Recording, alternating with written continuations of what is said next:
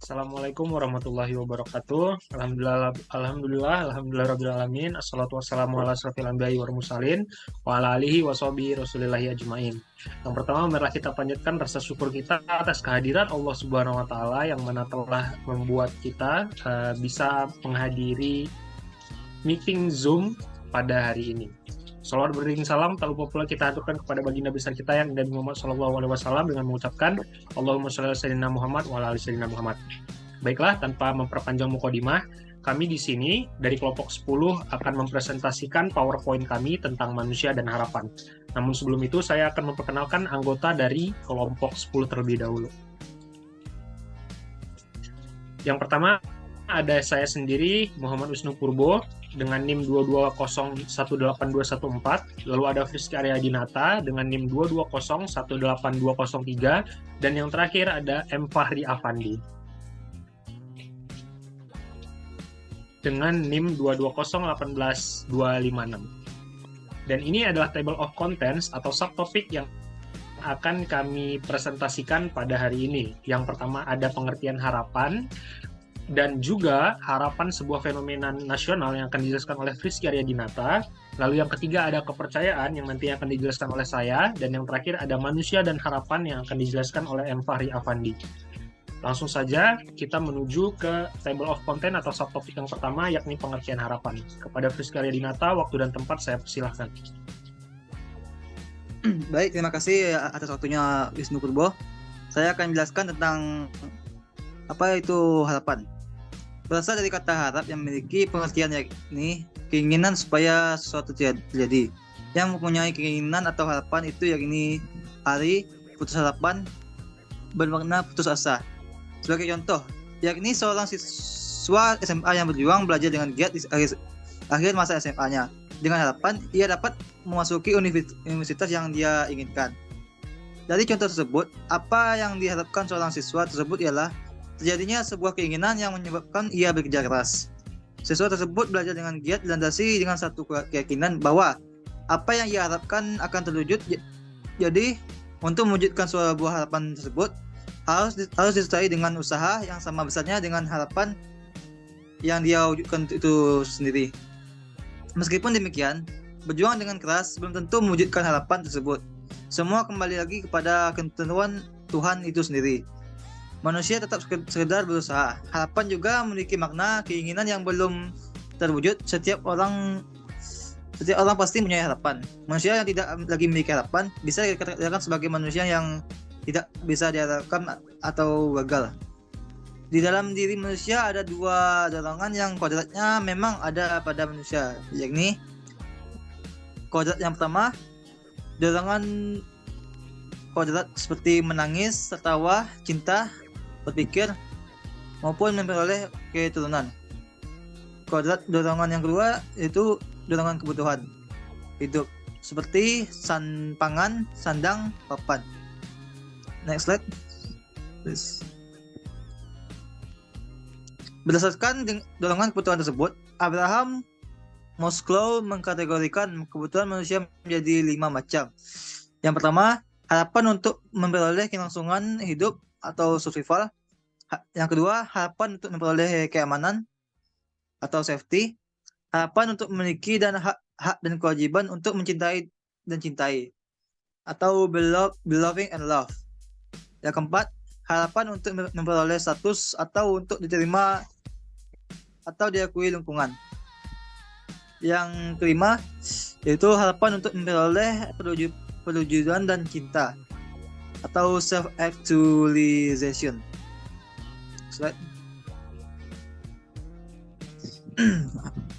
Yang kedua itu harapan sebuah fenomena nasional. Oke, next slide. Harapan sebuah fenomena nasional. Apakah fenomena nasional itu? Harapan juga bisa disebut dengan fenomena yang universal sifatnya. Hal ini bermakna bahwasanya harapan merupakan sesuatu yang wajar untuk berkembang di dalam diri manusia. Ini juga berarti bahwanya tiap manusia tidak peduli latar belakangnya, mempunyai keinginan untuk memenuhinya segala harapan yang ada pada dirinya. Demikian universalnya sebuah harapan menjadikan hal tersebut sebuah tantangan bagi para seniman untuk menuangkan hal-hal tersebut ke dalam salah satu contoh, yakni cerita rakyat. Dari banyaknya cerita rakyat yang bercerita tentang harapan, dapat dikemukakan bahwasanya harapan mengacu kepada keinginan atau kebutuhan seseorang yang mempunyai harapan itu sendiri.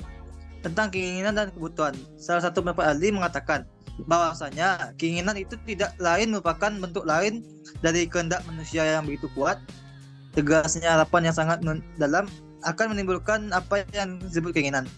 Apabila keinginan itu terus berkembang dengan kuat, maka bisa menyebabkan perasaan yang kuat dan mendalam atau yang bisa kita sebut dengan emosi.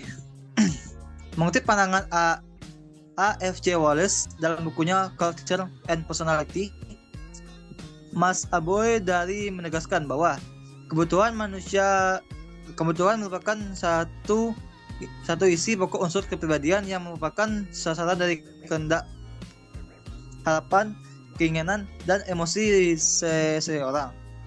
Kebetulan tersebut bisa saja positif jika bisa dipenuhi secara memuaskan. Namun, bisa pula negatif jika kebutuhan tersebut tidak terpenuhi atau tidak memuaskan.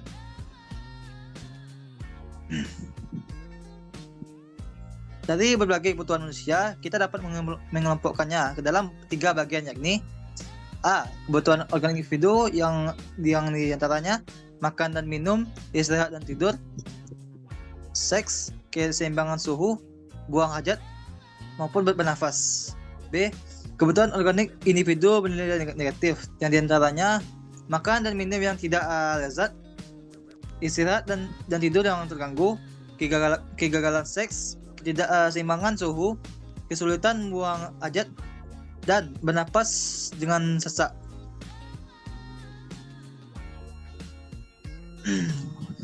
Kebutuhan psikologi individu yang diantaranya pengendoran ketegangan dalam santai, kemesraan dan cinta, kepuasan altruistik atau kesempatan berbuat baik, kepuasan ego, kehormatan, maupun kepuasan dan kebanggaan mencapai suatu tujuan. Oke, itu saja yang dari saya. Saya akan berikan kepada teman saya Fahri Apandi, Wisnu Purbo. Pada Wisnu Purbo akan kembalikan. Terima kasih kepada Friski Dinata atas penjelasan materinya tentang manusia dan harapan. Tentang harapan. Langsung saja ke subbab yang ketiga, yakni kepercayaan.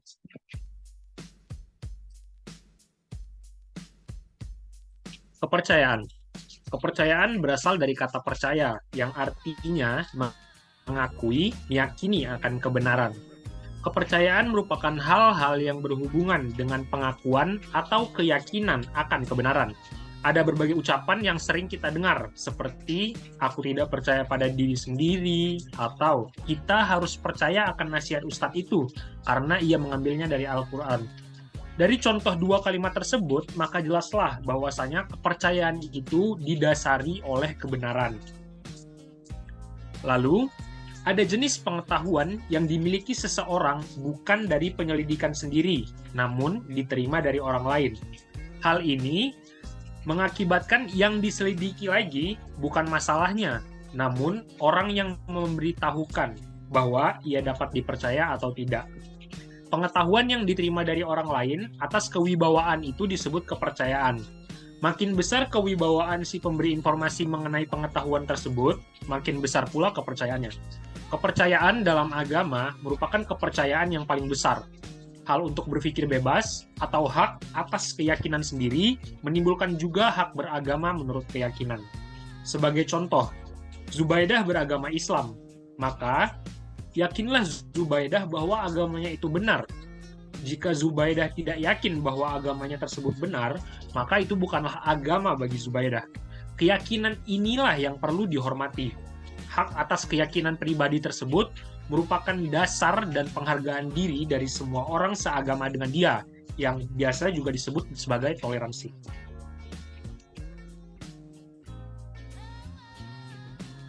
Lalu kebenaran. Kebenaran menurut Puja Wiyatna dalam bukunya Etika Filsafat Tingkah Laku merupakan cita-cita orang yang tahu. Dalam hal ini, kebenaran tersebut merupakan kebenaran yang logis.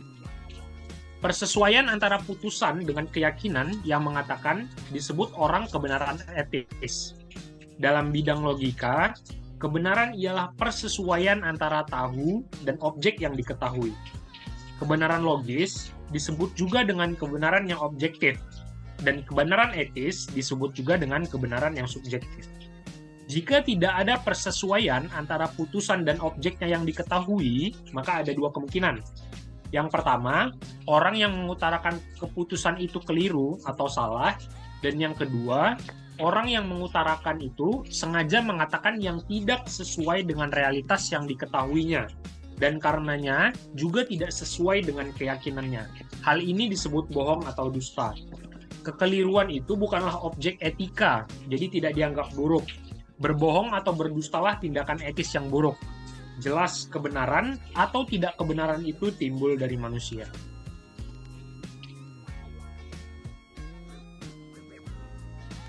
Berbagai kepercayaan dan usaha meningkatkannya. Dasar kepercayaan itu adalah kebenaran. Oleh sebab itu, kebenaran dan kepercayaan itu tidak dapat dipisahkan. Lalu, sumber kebenaran itu adalah manusia itu sendiri. Oleh karena hal-hal ini, kepercayaan itu dapat dibedakan menjadi 4 bagian. Bagian yang pertama, kepercayaan pada diri sendiri. Hal ini perlu ditanamkan kepada tiap manusia. Percaya pada diri sendiri hakikatnya merupakan percaya kepada Tuhan Yang Maha Esa. Contoh percaya diri sendiri, yakni percaya bahwa dirinya tidak salah, dirinya menang, dirinya mampu untuk mengerjakan sesuatu yang diserahkan kepadanya atau dipercayakan kepadanya.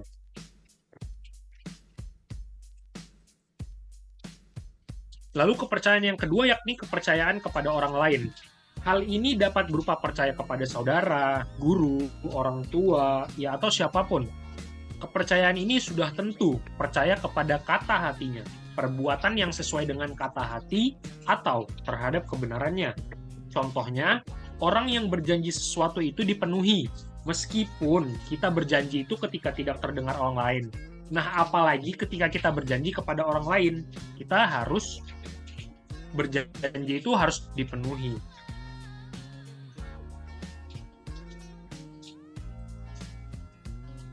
Lalu kepercayaan yang ketiga yakni kepercayaan kepada pemerintah. Berdasarkan pada pandangan teokratis menurut buku Etika, yakni Filsafat Tingkah Laku karya Profesor I.R. Pujawiyatna, negara itu berasal dari Tuhan. Tuhan langsunglah yang memerintah dan memimpin bangsa manusia, atau setidak-tidaknya Tuhan adalah pemilik kedaulatan sejati, karena semua adalah ciptaan Tuhan. Sedangkan menurut pandangan demokratis, mengatakan bahwa kedaulatan itu dari rakyat.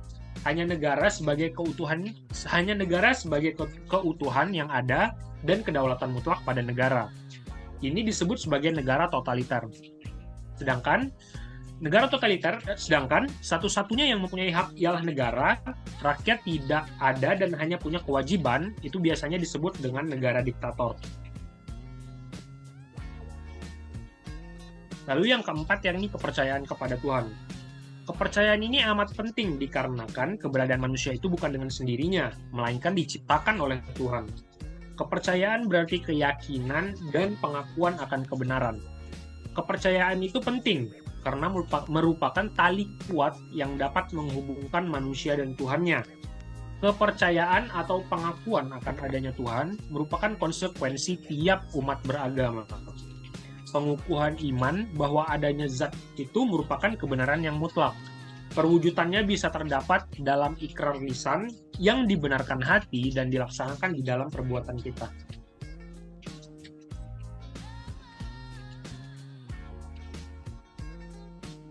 Dan yang terakhir, kepercayaan kepada Tuhan, masih melanjutkan yang tadi.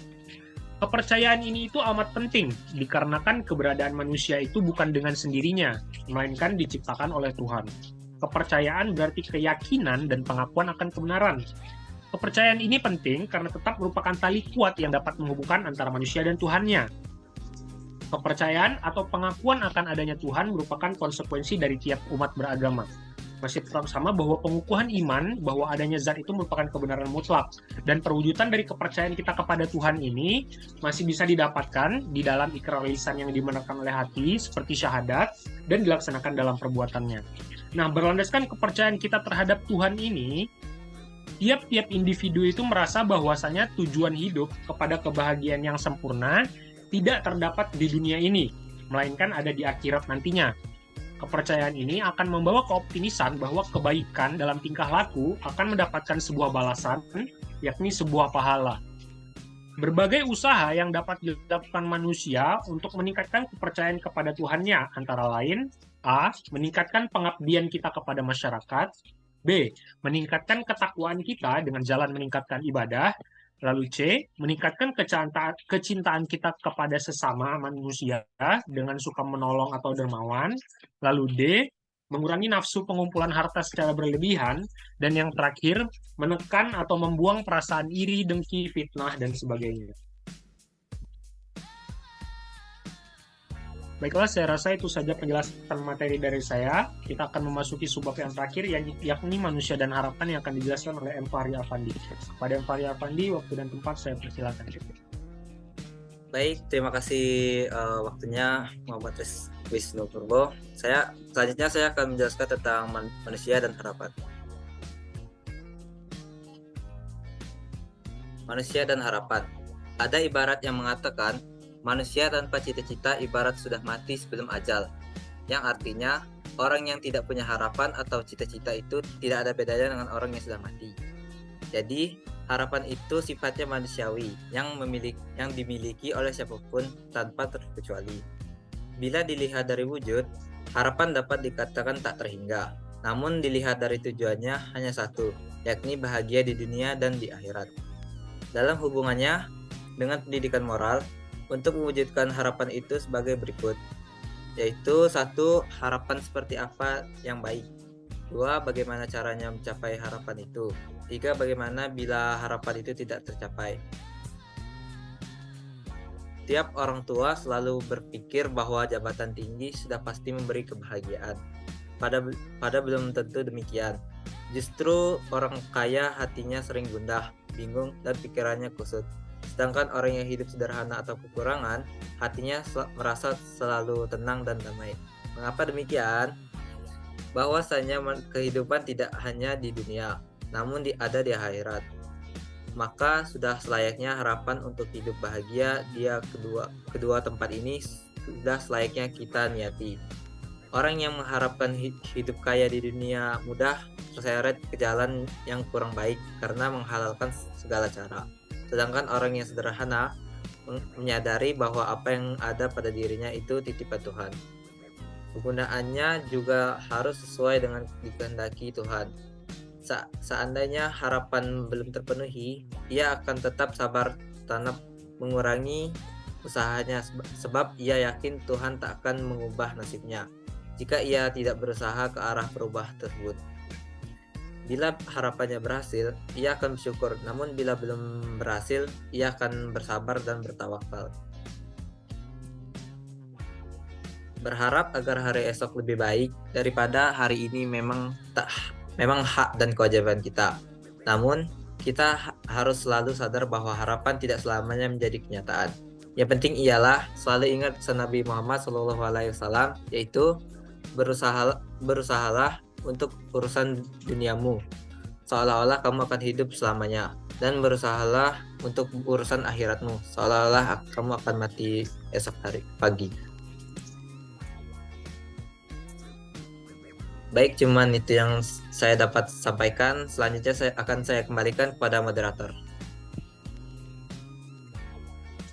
Baik, terima kasih kepada M. Fahri Afandi.